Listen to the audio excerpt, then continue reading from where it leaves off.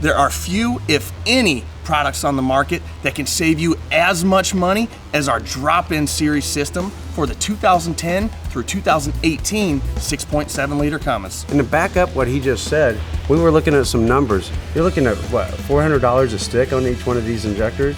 Roughly, yes. Okay, that's just for the part.